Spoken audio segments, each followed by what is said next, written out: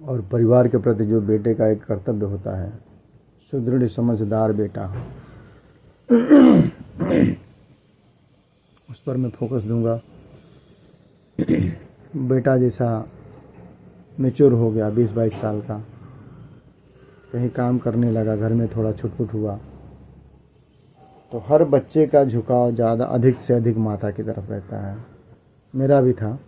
मेरे पिताजी माँ को कुछ कहते थे अब शब्द तो हम लड़ जाते थे, तो जाहिर है कि भाई बच्चे को ख़राब लगेगा। लेकिन बच्चा कम से कम ये भी तो देखे आखिर माता पिता के अंदर एक ही क्यों होता है, माँ को भी समझाए। अब जैसे आपके पास 2 बेटी 1 बेटा है, आप बेटी को कोई काम करने के लिए नहीं बोलेंगे, प्रेम बस, या वो दुबली है पतली है, ज़्यादा मेहनत नहीं कर पाएगी, तो कम से कम उसे ये तो समझाइए कि जब आप यहाँ से विदा होकर जाओगे दूसरे के साये में, दूसरे की जिम्मेदारी में, तो आप कोई बहाना नहीं चलेगा। इसलिए अगर लड़कियाँ काम किए रहेंगी मायके में, तो ही वो ससुराल में काम कर सकती हैं, अन्यथा उनको ताने ही सुनने पड़ेंगे। अब कोई भगवान से की दया से अगर कोई अच्छा परिवार मिल गया तो संभाल लेता है, नहीं तो फिर बहुत अनंत परेशानियाँ आती हैं सामने। और बेटे का यह कर्तव्य है उस कमी को जाने। मैं ये नहीं कह रहा हूँ माँ की कमी है माँ को डांटो, नहीं, माँ को समझाओ कि आज तक जो मैंने मेहनत करके कैसे भी करके आप सबसे मिल के यहाँ तक पहुँचा हूँ, मैंने भी परिश्रम किया हूँ, मैंने भी समय दिया हूँ इस परिवार के लिए, खोया हूँ बहुत कुछ खो के तुम 3 जन को पाया हूँ,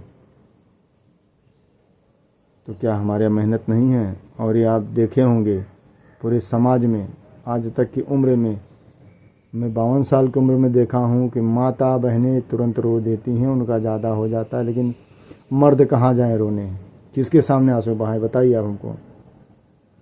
भले वो परिवार का मुखिया हो ना हो, कोई तकलीफ़ होती है तो किससे जाए रोने। बचपन में 10-12 साल तक रोती है तो माँ छुपा लेती है आंचल में,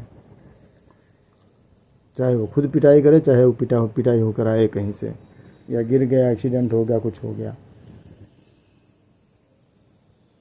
बताइए, मर्द कहीं आपने मर्द को रोते हुए देखा है? मर्द 2 ही चीज़ से टूटता है, एक अपने बच्चे से हारता है, एक अपनी पत्नी के व्यवहार से टूट जाता है।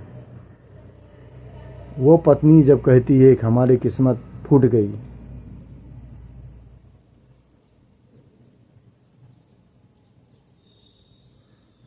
तो अपना पूरा सतीत्व वो खो देती है, उसके अंदर कोई तेज रह ही नहीं जाता है।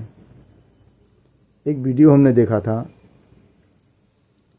एक पति सोफे पर बैठा था, कुछ बीमार था शायद, उसने खाना निकालने को कहा। तत्काल एक महिला साध्वी आती है दरवाजे पर कि कुछ बहन कुछ हो तो दे दो भिक्षा, तो वो यथाशक्ति जो चावल आटा जो भी है लेकर आती हैं, दक्षिणा देती हैं। तो कर्कश आवाज़ में कहती हैं, आज तक मेरी ही कमाई पल रहे हो, जाओ निकाल के खा लो, क्या हर जगह मैं ही दूँ? तो साधु सुनी। तो इस साधु लोगों का जो संत घूमते हैं भगवा या पीला कपड़ा पहन के, उनको बहुत ज्ञान रहता है समाज का, परिवार का, गृहस्थ जीवन का।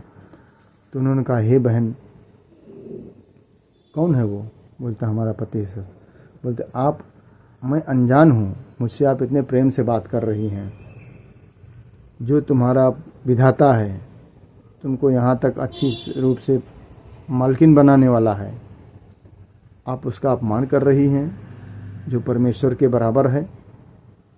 एक बात का ध्यान रखना, अगर आपने अपने पति परमेश्वर को नहीं खुश किया तो ये सब दान पुण्य करना सब व्यर्थ है आपका। तो पहले उन्होंने कहा कि महारानी, हे देवी, साध्वी देवी, आप हमें कोई ऐसा उपाय बताइए हमारे घर में किच ना हो, झगड़ा ना हो। तो उन्होंने बताया कि जब आप दूसरों से अच्छे से बात करते हो तो अपने पति से भी अच्छे से बात करो, जो है बैठ के सुलझाओ, इस तरह उनका अपमान मत करो। अपमान करोगे तो आपको नर्क में भी जगह नहीं मिलेगी और आपके घर में से लक्ष्मी जी रूठ कर चली जाएंगी।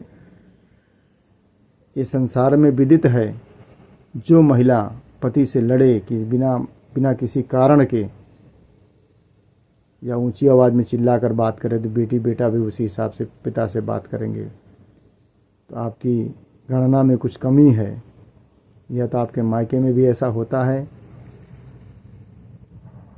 या तो आपको ज्ञान नहीं है जीवन का। अपने जीवन के कर्म को संभालो, आगे आने वाले समय को बचाओ कि कोई दंड ना मिले तुम्हें।